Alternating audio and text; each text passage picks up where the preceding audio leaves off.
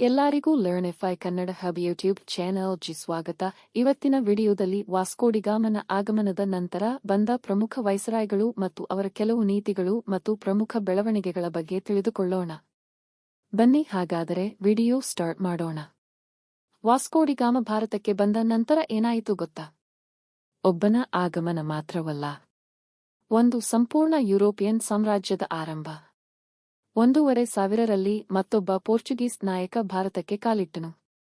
ಅವನ ಹೆಸರೇ ಪೆಡ್ರೋ ಅಲ್ವರೇಜ್ ಕಬ್ರಾಲ್. 1500 ವಾಸ್ಕೋಡಗಾಮನ ನಂತರ ಭಾರತಕ್ಕೆ ಆಗಮಿಸಿದ ಪ್ರಮುಖ ಪೋರ್ಚುಗೀಸ್ ನಾಯಕನು ಪೆಡ್ರೋ ಅಲ್ವರೇಜ್ ಕೆಬ್ರಾಲ್. ಇವನು ಕ್ರಿಸ್ತ ಶಕ 1500ರಲ್ಲಿ ಭಾರತಕ್ಕೆ ಬಂದನು. ಭಾರತಕ್ಕೆ ಸಮುದ್ರ ಮಾರ್ಗದಲ್ಲಿ ಪ್ರಯಾಣಿಸುವ ಸಂದರ್ಭದಲ್ಲಿ ಬ್ರೆಜಿಲ್ ದೇಶವನ್ನು ಕಂಡುಹಿಡಿದನು. ಭಾರತದಲ್ಲಿ ಪೋರ್ಚುಗೀಸರ ವ್ಯಾಪಾರವನ್ನು ನಿಯಂತ್ರಿಸಲು ಕಾರ್ಟಸ್ ಎಂಬ ತೆರಿಗೆ ಅನುಮತಿ ಪದ್ಧತಿಯನ್ನು ಜಾರಿಗೆ ತಂದನು. ಅವನು ಕಲ್ಲಿಕೋಟೆ, ಕೊಚ್ಚಿನ್ ಮತ್ತು ಕಣ್ಣಾನೂರು ಪ್ರದೇಶಗಳಲ್ಲಿ ಪ್ರಮುಖ ವ್ಯಾಪಾರ ವಸಾಹತುಗಳನ್ನು ಸ್ಥಾಪಿಸಿದನು. ಕೊಚ್ಚಿನ್ ಪೋರ್ಚುಗೀಸರ ಮೊದಲ ವಸಾಹತು ಹಾಗೂ ಮೊದಲ ರಾಜಧಾನಿಯಾಯಿತು. ಕೊಚ್ಚಿನ್ ರಾಜನ ಸಹಾಯದಿಂದ ಜಾಮೂರಿನ್ ಹಾಗೂ ಅರಬ್ ವ್ಯಾಪಾರಿಗಳ ಪ್ರಭಾವವನ್ನು ನಿಯಂತ್ರಿಸಿ ಭಾರತದಲ್ಲಿ ಪೋರ್ಚುಗೀಸರ ವ್ಯಾಪಾರಕ್ಕೆ ಬಲವಾದ ಅಡಿಪಾಯ ಹಾಕಿದನು. ಕೆಬ್ರಾಲ್ ಕೇವಲ ವ್ಯಾಪಾರ ಮಾಡಲು ಬಂದವನು ಅಲ್ಲ, ಅವನು ಭಾರತದಲ್ಲಿ ಪೋರ್ಚುಗೀಸರ ಶಕ್ತಿಗೆ ಅಡಿಪಾಯ ಹಾಕಿದವನು. ಸಮುದ್ರಾಧಿಪತ್ಯದ ಯುಗ. Francis D Almeida 1503–1509. Francis D Almeida ಭಾರತದಲ್ಲಿನ ಮೊದಲ ಪೋರ್ಚುಗೀಸ್ ವೈಸರಾಯ್ ಆಗಿದ್ದನು. ಇವನ ಮುಖ್ಯ ನೀತಿ ನೀಲಿ ಜಲನೀತಿ ಬ್ಲೂ ವಾಟರ್ ಪಾಲಿಸಿ ಆಗಿತ್ತು. ಅವನ ಪ್ರಕಾರ ಸಮುದ್ರಗಳ ಮೇಲೆ ಪ್ರಭುತ್ವ ಸಾಧಿಸಿದರೆ ಮಾತ್ರ ಭಾರತದಲ್ಲಿ ಆಳ್ವಿಕೆ ಸ್ಥಾಪಿಸಲು ಸಾಧ್ಯ ಎಂದು ನಂಬಿದ್ದನು. ಅವನು ಪೋರ್ಚುಗೀಸರ ನೌಕಾ ಶಕ್ತಿಯನ್ನು ಬಲಪಡಿಸಿ ಕಲ್ಲಿಕೋಟೆ ದೊರೆ ಹಾಗೂ ಈಜಿಪ್ಟ್ ನೌಕಾಪಡೆಯನ್ನು ಸೋಲಿಸಿದನು.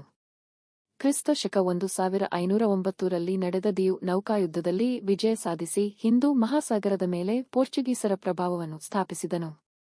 ಇವನು ಪರ್ಷಿಯಾ ಕುದುರೆ ವ್ಯಾಪಾರದ ಗುತ್ತಿಗೆಯನ್ನು ಪಡೆದು ವಿಜಯನಗರ ಸಾಮ್ರಾಜ್ಯದೊಂದಿಗೆ ಸ್ನೇಹ ಸಂಬಂಧ ಬೆಳೆಸಿದನು.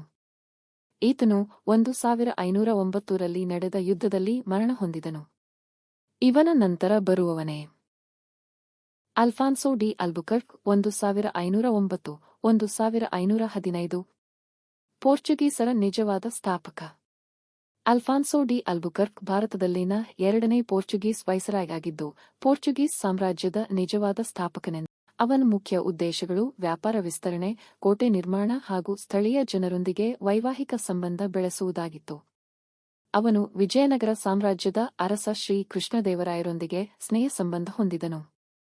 1510ರಲ್ಲಿ ಬಿಜಾಪುರ ಸುಲ್ತಾನ್ ಯೂಸುಫ್ ಆದಿಲ್ ಶಾಹಿಯಿಂದ ಗೋವಾವನ್ನು ವಶಪಡಿಸಿಕೊಂಡನು. 1511ರಲ್ಲಿ ಮಲಕ್ಕಾವನ್ನು ವಶಪಡಿಸಿಕೊಂಡು ಶ್ರೀಲಂಕಾ, ದಿಯು, ದಮನ್, ಅಂಜುದಿಯು ಹಾಗೂ ಕೊಚ್ಚಿನ್ ಪ್ರದೇಶಗಳಲ್ಲಿ ವಸಾಹತುಗಳನ್ನು ಸ್ಥಾಪಿಸಿದನು. ನಂತರ 1530ರಲ್ಲಿ ಗೋವಾ ಪೋರ್ಚುಗೀಸರ ರಾಜಧಾನಿಯಾಯಿತು. ಸಾಮಾಜಿಕವಾಗಿ ಪೋರ್ಚುಗೀಸರು ಭಾರತೀಯ ಮಹಿಳೆಯರನ್ನು ವಿವಾಹವಾಗಲು ಪ್ರೋತ್ಸಾಹಿಸಿದನು. ಸತಿ ಪದ್ಧತಿ, ಶಿಶು ಹತ್ಯೆ ಹಾಗೂ ಪರದಾ ಪದ್ಧತಿಗಳಿಗೆ ವಿರೋಧ ವ್ಯಕ್ತಪಡಿಸಿ ವಿಧವಾ ವಿವಾಹಕ್ಕೆ ಉತ್ತೇಜನ ನೀಡಿದನು. ಇದರಿಂದ ಹಿಂದೂ ಹಾಗೂ ಮುಸ್ಲಿಂ ಆಡಳಿತಗಾರರ ವಿರೋಧವನ್ನು ಎದುರಿಸಬೇಕಾಯಿತು. ನಂತರದ ಆಡಳಿತಗಾರರು. ನೀನು ಡಾ ಕುನ್ಹಾ 1529–1538.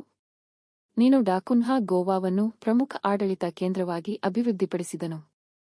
ತಮಿಳುನಾಡಿನಲ್ಲಿ ಸ್ಯಾಂಟೋ ನಿ ಕೋಟೆಯನ್ನು ನಿರ್ಮಿಸಿ ಪೋರ್ಚುಗೀಸರ ಆಡಳಿತ ವ್ಯವಸ್ಥೆಯನ್ನು ಮತ್ತಷ್ಟು ಬಲಪಡಿಸಿದನು. ಸ್ಥಳೀಯರ ಪ್ರತಿರೋಧ. ರಾಣಿ ಅಬ್ಬಕ್ಕದೇವಿ. ಉಳ್ಳಾಲದ ವೀರ ರಾಣಿ ಅಬ್ಬಕ್ಕದೇವಿ ಪೋರ್ಚುಗೀಸರ ವಿರುದ್ಧ ಸಮುದ್ರ ಯುದ್ಧ ನಡೆಸಿದಳು. ಕರಾವಳಿ ಕರ್ನಾಟಕದಲ್ಲಿ ಪೋರ್ಚುಗೀಸರ ಪ್ರಭಾವಕ್ಕೆ ತೀವ್ರ ಸವಾಲು ಹಾಕಿದಳು. ಚೆನ್ನಬೈರಾದೇವಿ. ಚೆನ್ನಬೈರಾದೇವಿ ಕಾಳುಮೆಣಸಿನ ರಾಣಿಯೇ ಎಂಬ ಬಿರುದಿನಿಂದ ಪ್ರಸಿದ್ಧಳಾಗಿದ್ದಳು. ಇವಳು ಕ್ರಿಸ್ತ ಶಕ 1552ರಿಂದ 1606ರವರೆಗೆ ಉತ್ತರ ಕನ್ನಡದ ನಗಿರೆ ಪ್ರದೇಶವನ್ನು ಆಡಳಿತ ನಡೆಸಿದಳು. ಮಸಾಲೆ ವ್ಯಾಪಾರವನ್ನು ಸ್ವತಂತ್ರವಾಗಿ ನಡೆಸಿ ಪೋರ್ಚುಗೀಸರ ಏಕಾಧಿಕಾರ ನೀತಿಗೆ ವಿರೋಧ ವ್ಯಕ್ತಪಡಿಸಿದ ಪ್ರಮುಖ ವೀರವನಿತೆಯರಲ್ಲಿ ಒಬ್ಬಳಾಗಿದ್ದಳು. ಹೀಗಾಗಿ ವಾಸ್ಕೋಡಿಗಾಮನ ನಂತರ ಆರಂಭವಾದುದು ಕೇವಲ ವ್ಯಾಪಾರವಲ್ಲ, ಒಂದು ಸಾಮ್ರಾಜ್ಯ ಮತ್ತು ಅದರ ವಿರುದ್ಧ ಒಂದು ಹೋರಾಟ. ಮುಂದಿನ ವಿಡಿಯೋದಲ್ಲಿ ಪೋರ್ಚುಗೀಸರ ಪತನ ಹೇಗೆ ಆರಂಭವಾಯಿತು ನೋಡೋಣ. ಈ ವಿಡಿಯೋ ನಿಮಗೆ ಇಷ್ಟವಾಗಿದ್ದರೆ ದಯವಿಟ್ಟು ಲೈಕ್, ಶೇರ್ ಮತ್ತು ಚಾನೆಲ್ ಅನ್ನು ಸಬ್ಸ್ಕ್ರೈಬ್ ಮಾಡಿ. ಇನ್ನೊಂದು ಇಂಟರೆಸ್ಟಿಂಗ್ ಟಾಪಿಕ್ ಜೊತೆ ಮತ್ತೆ ಸಿಗೋಣ.